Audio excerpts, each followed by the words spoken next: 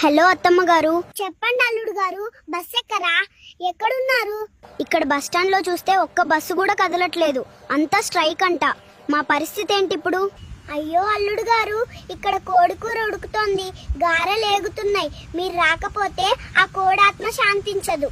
కోడాత్మ సంగతి తర్వాత ఇక్కడ నా ఆత్మ గాలిలో కలిసిపోయేలా ఉంది. నెత్తి మీద ఒక మూట, భుజం మీద ఒక మూట వేసుకుని కూలీ నంబర్ 1 లా అయిపోయాను. మీ కూతురేమో చేతులు ఊపుకుంటూ స్టైల్ గా హ్యాండ్ బ్యాగ్ పట్టుకుని నిలబడింది. అయ్యో నా బిడ్డను అంత కష్టపెట్టకండి అల్లుడు గారు. బస్సులు లేకపోతే ఏముంది, మా అల్లుడు గారు బలవంతుడు కదా.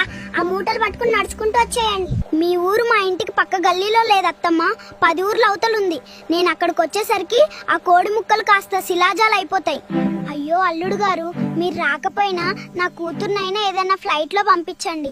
ఇక్కడ కోడికూర వేస్ట్ అవుతుంది. అత్తమ్మ గారు, మేమున్నది బస్ స్టాండ్ లో, శంషాబాద్ ఎయిర్పోర్ట్ లో కాదు. అయినా మీ కూతురు మీద ఉన్న ప్రేమ ఈ అల్లుడి మీద లేదు. ఆ కోడిని మీరే తినేయండి.